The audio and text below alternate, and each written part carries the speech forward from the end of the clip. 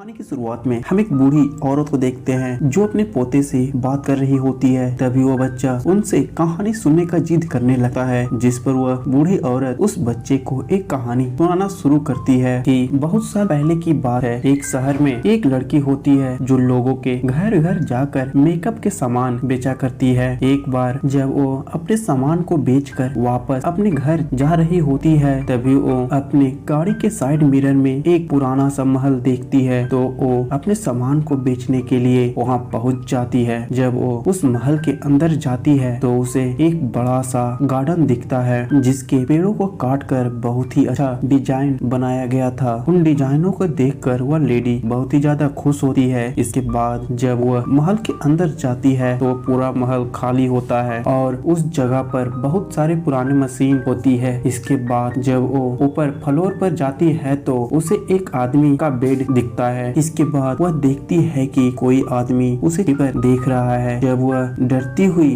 उसके पास जाती है तो उसके हाथों में सीजर लगे हुए थे जो काफी ज्यादा धारदार होते हैं, जिसे देखकर वह लेडी डर जाती है और वहां से जाने लगती है। पर वह व्यक्ति उसे कहता है कि रुको, मुझे छोड़कर मत जाओ, मैं काफी दिनों से यहाँ अकेला हूँ। दरअसल वो व्यक्ति एक इंसान नहीं होता है बल्कि एक रोबोट होता है। अब लेडी भी उससे नहीं डरती है और उसके पास जाती है और उसके चेहरे पर कटे हुए निशान को देखकर उस पर मलहम लगाने लगती है। मलहम लगाते हुए वो लेडी उससे पूछती है कि तुम्हारा नाम क्या है, जिस पर वो अपना नाम एडवर्ड बताता है। एडवर्ड उस लेडी को बताता है कि मैं अभी तक अच्छी तरह से बनकर कंप्लीट नहीं हुआ हूँ। वो लेडी उस रोबोट को अपने साथ अपने घर लेकर आने लगती है, पर एडवर्ड कभी भी उस महल से बाहर नहीं आया था, इसीलिए उसे बाहर की दुनिया बहुत ही अजीब लग रही थी और वह काफी ज्यादा खुश भी था। इसके बाद वह लेडी उसे अपने घर लेकर चली आती है। घर आने के बाद वो उसे फ्रेश होकर कपड़े पहनने के लिए बोलती है, पर उसे कपड़े पहनना नहीं आ रहा था क्योंकि उसके हाथ सीजर के बने हुए थे। इतने में वो लेडी भी वहाँ आ जाती है जो कि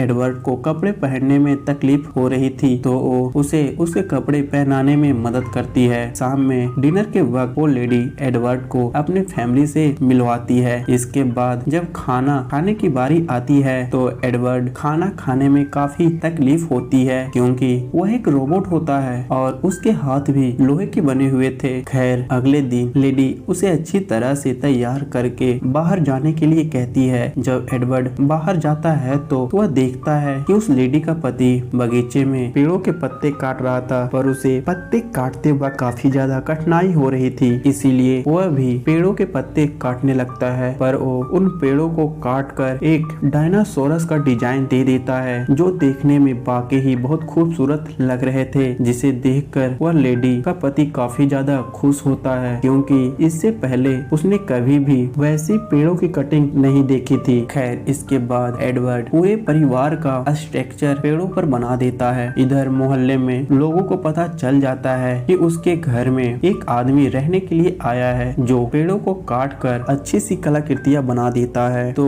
वो सभी उससे मिलने के लिए उसके घर आते हैं, पर वह लेडी उन्हें कहती है कि आप सभी शाम में आना, मैंने एक पार्टी रखी है, आप उस वक्त आकर एडवर्ड से मिल लेना। इसके बाद शाम में जब वो लेडी खाना बना रही होती है तो एडवर्ड उसकी सब्जियां काटने में उसकी मदद करता है। तभी जब वह लेडी एक घी के डब्बे को खोल रही होती है तो एडवर्ड इमोशनल हो जाता है और उसे फ्लैशबैक याद आने लगती है, जिसमें एडवर्ड के महल को दिखाया जाता है जिसमें एडवर्ड पहले रहा करता था। उस जगह पर काफी सारी मशीनें चल रही होती है। तभी हम एक बूढ़े साइंटिस्ट को हम देखते हैं जिसने इन सारी मशीनों को बनाई थी। इसके बाद वह साइंटिस्ट एक बिस्किट से बने फाड़ को एक मशीन पर जाकर रखता है, जिससे उसके दिमाग में एक आइडिया आता है और वह हूबहू इंसानों जैसा एक रोबोट बना देता है। उसके अंदर बिल्कुल इंसानों जैसी फीलिंग होती है, लेकिन वो अभी भी अनकम्प्लीट होता है क्योंकि उसके हाथ की जगह सीजर लगे हुए थे।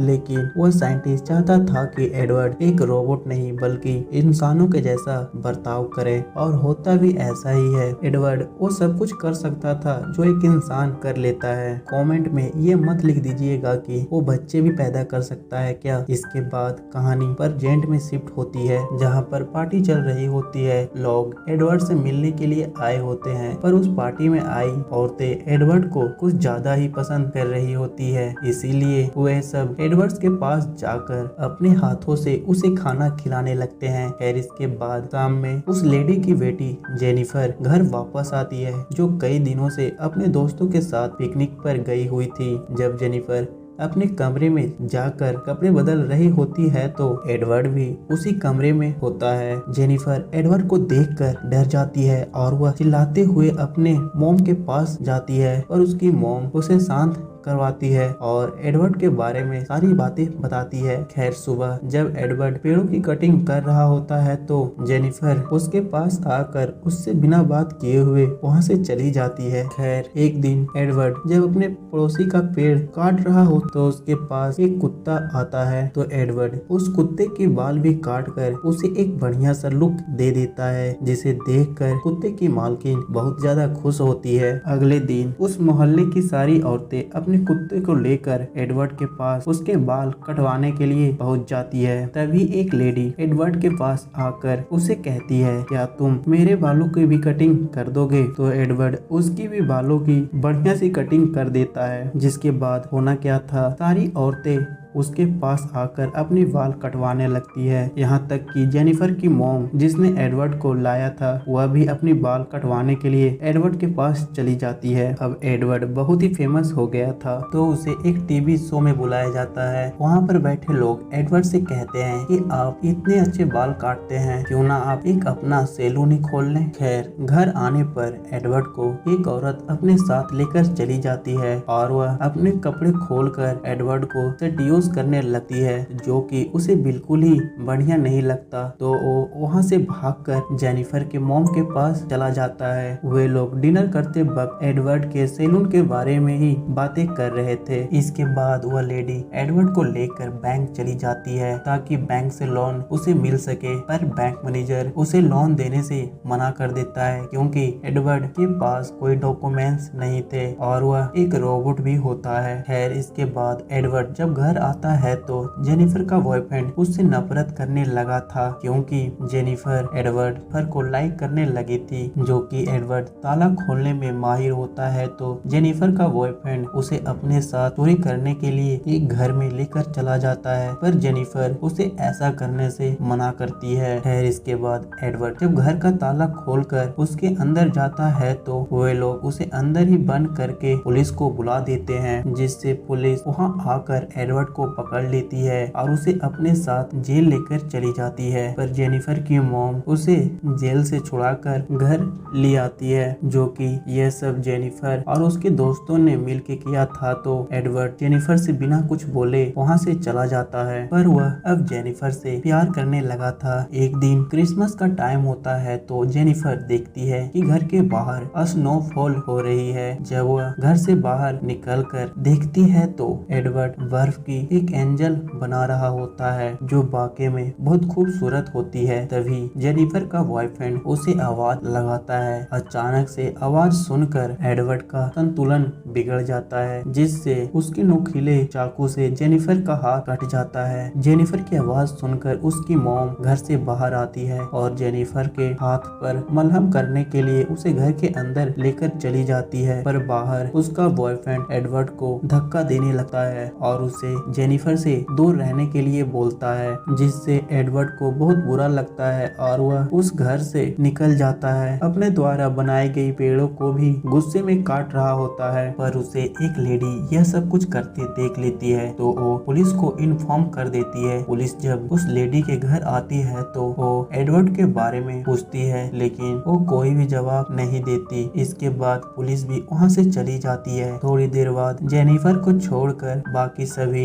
एडवर्ड को ढूंढने के लिए चले जाते हैं। जब एडवर्ड का गुस्सा शांत होता है तो वो घर वापस आ जाता है, लेकिन घर वापस आने के बाद घर में जेनिफर के अलावा कोई नहीं होता। तो जेनिफर उसे देखकर उसे हक कर लेती है। तभी एडवर्ड को दोबारा से फ्लैशबैक आने लगा है कि जब साइंटिस्ट उसके हाथ लगाने वाले थे तो उनकी डेथ हो गई, जिसके वजह से उसके हाथ नहीं लग पाए। तभी वह जेनिफर के बॉयफ्रेंड को तेजी से कार चलाते हुए देखता है तो उसे उसे याद आता है कि जिमी घर के बाहर खेलने के लिए गया है। वो कार जिमी को ठोकने वाली होती है, पर तभी एडवर्ड आकर उसे बचा लेता है, लेकिन उसके हाथ सीजर के बने हुए थे, जिससे जिमी के चेहरे पर कट आ जाती है। तो वहाँ पे आए लोगों को लगता है कि एडवर्ड जिमी को मारने की कोशिश कर रहा था। तो वे लोग पुलिस को कॉल करते हैं, जिस पर जेनिफर उसे वहाँ से भागने के लिए बोलती है। एडवर्ड भागते हुए अपने महल में चला जाता है। पुलिस भी उसके पीछे पीछे उस जगह पर पहुँच जाती है, लेकिन पुलिस गेट पर पहुंचकर ही गोलियां चलाने लगती है। इसके बाद जब वहां पर भीड़ इकट्ठा होती है तो वो पुलिस वाला उन लोगों को बताता है कि एडवर्ड मारा गया। जेनिफर को यकीन नहीं होता, इसीलिए वो उसे देखने के लिए महल के अंदर चली जाती है। तब वह देखती है कि एडवर्ड वहीं अपने बेड पर बैठा हुआ है। जेनिफर उसे देखकर उसके पास जाती है और उसे किस करने लगती है। इतने में उसका बॉयफ्रेंड भी वहाँ पहुँच जाता है, जो एडवर्ड को बहुत ही बुरी तरह पीटने लगता है। लेकिन जेनिफर एडवर्ड को पिटाता देख एक लकड़ी को उठाकर अपने बॉयफ्रेंड के सिर पर मार देती है, जिससे उसका बॉयफ्रेंड एडवर्ड को छोड़कर उसे ही मारने लगता है। तभी एडवर्ड को गुस्सा आ जाता है और वह अपने हाथ में बने हुए तेजदार सीजर को उसके पेट में घुसा देता है, जिससे उसकी वहीं पर मौत हो जाती है। इसके बाद जेनिफर एडवर्ड को आखिरी बार किस करके उसे अलविदा कहती है और उस सीजर बने हाथ को लेकर बाहर आती है, जिससे लोगों को लगता है कि जेनिफर ने ही अपने बॉयफ्रेंड को मारा है। अब कहानी दोबारा से प्रेजेंट में आती है, तो वो बूढ़ी औरत से उसकी पोती उससे पूछती है कि दादी वो लड़की कौन थी, जिस पर वो उसे बताती है कि मैं ही जेनिफर हूँ। तो बच्ची जेनिफर कहती है कि आप दोबारा से एडवर्ड से मिलने के लिए क्यों नहीं गए। तो जेनिफर अपनी पोती से कहती है कि मैं अब बूढ़ी हो गई हूँ और मैं यह चाहती हूँ कि एडवर्ड मुझे उसी रूप में याद रखे जिसमें मैं पहली बार उसे मिली थी। और इसी के साथ यह कहानी समाप्त हो जाती है। आपको मेरी मेहनत और कहानी पसंद आई हो तो चैनल को सब्सक्राइब और वीडियो को लाइक जरूर कर दें।